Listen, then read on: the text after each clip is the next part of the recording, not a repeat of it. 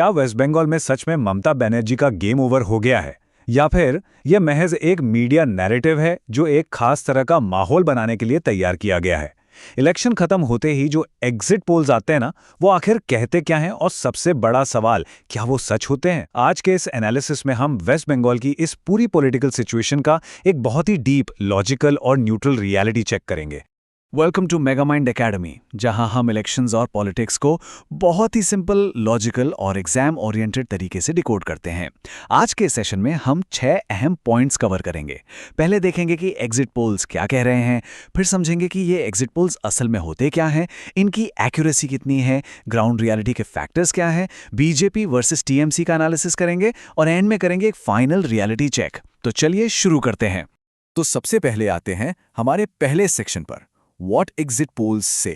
अगर हम इन नंबर्स को ध्यान से देखें तो लगभग हर बड़ी पोलिंग एजेंसी एक सैफरन स्वीप यानी बीजेपी की बड़ी जीत का प्रेडिक्शन कर रही है। अब देखिए, चाणक्य ने टीएमसी को 130 से 140 और बीजेपी को 150 से 160 सीट्स के बीच रखा है। मैट्रिक्स और पोल डायरी का डेटा भी बीजेपी को ही बढ़त दिखा रहा है। लेकिन जरा पीपल्स पल्स के डेटा पर गौर करिए। बीजेपी को 95 से 110 और टीएमसी को 117 से 187 के बीच। देख रहे हैं आप, ये जो इतना बड़ा स्प्रेड है ना, ये साफ दिखाता है कि कई स्विंग सीट्स पर अभी भी कितना भारी कंफ्यूजन है। और यहाँ एक बात बिल्कुल क्लियर कर देना बहुत जरूरी है, ये सिर्फ और सिर्फ स्टैटिस्टिकल प्रेडिक्शंस है। ये सैंपल साइज पर बेस्ड अनुमान है, कोई फाइनल ईवीएम के रिजल्ट्स नहीं। अब बढ़ते हैं अपने दूसरे सेक्शन की तरफ। What are exit poles?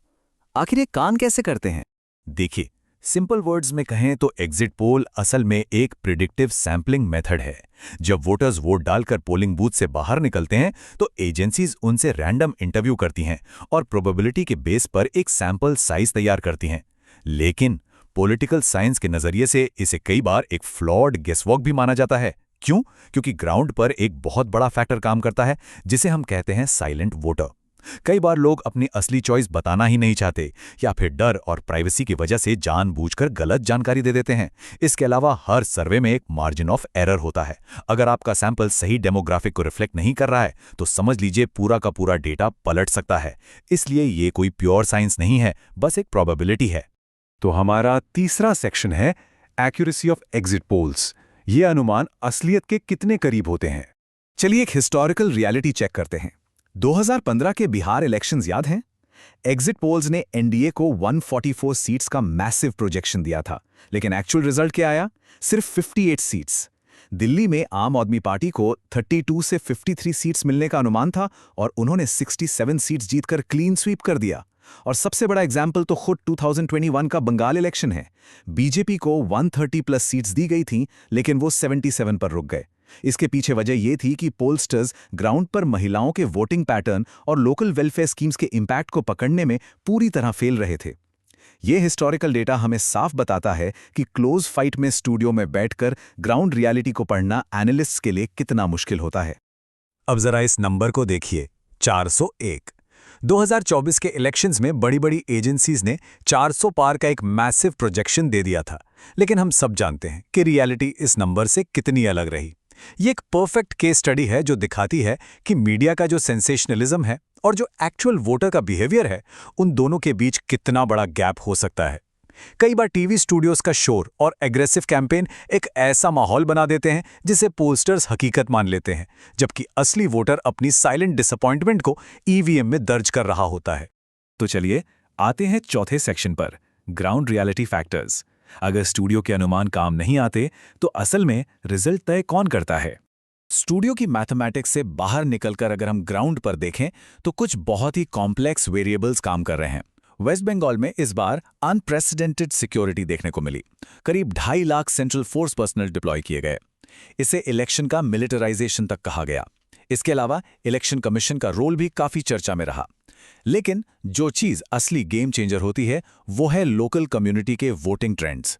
Bengal में माइनॉरिटी वोट्स, ट्राइबल बेल्ट्स और कास्ट इक्वेशंस बहुत मैटर करते हैं। ये कम्युनिटीज अक्सर एक साथ ब्लॉक में वोट करती हैं।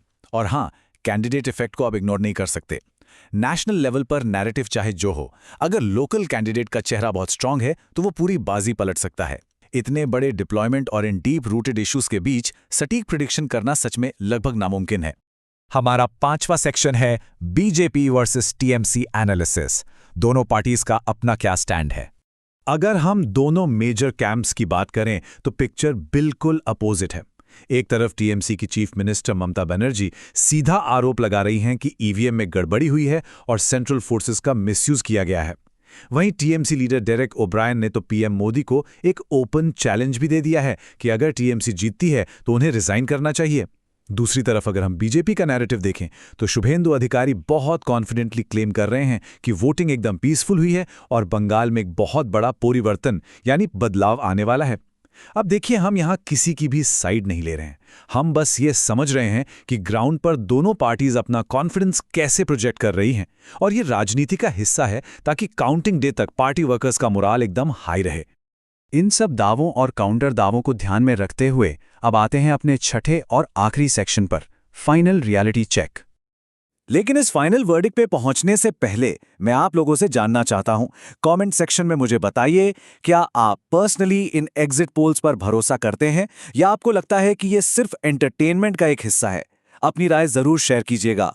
तो हमारा क्रूशियल टेक अवे क्या है? देखिए, एग्जिट पोल सिर्फ एक डायरेक्शन दिखाते हैं, एक हवा का रुख बताने की कोशिश करते हैं, लेकिन डेमोक्रेसी में फाइनल फैसला ईवीएम और असल वोटर्स ही करते हैं। प्री पोल साइकोलॉजी से इलेक्शन नहीं जीते जाते, इलेक्शन जीते जाते हैं एक्चुअल वोट काउंटिंग से। इसलिए जब तक काउंटिंग वाले दिन फाइनल मैंडेट सामने नहीं आ जाता, किसी भी पार्टी के लिए गेम ओवर या क्लीन स्वीप कहना पूरी तरह से प्रीमेच्योर और अनसाइंटिफिक है। ये कोई मैथ्स नहीं है, ये करोड़ों लोगों का सीक्रेट फैसला है। तो क्या इस बार स्टूडियो के प्रेडिक्शंस ग्राउंड रियलिटी से पूरी तरह मैच करेंगे या फिर इंडियन वोटर एक बार फिर से अपनी खामोशी से सारे पोलस्टर्स को चौंका देगा? यही तो हमारे लोकतंत्र की सबसे फैसिनेटिंग बात है। अगर आपको इलेक्शन मैकेनिक्स का ये स्ट्रक्चर्ड और एग्जाम ओरिएंटेड एनालिसिस वैल्यूएबल लगा तो मेगा माइंड एकेडमी को सब्सक्राइब करना बिल्कुल मत भूलिए। मिलते हैं अगले एनालिसिस में।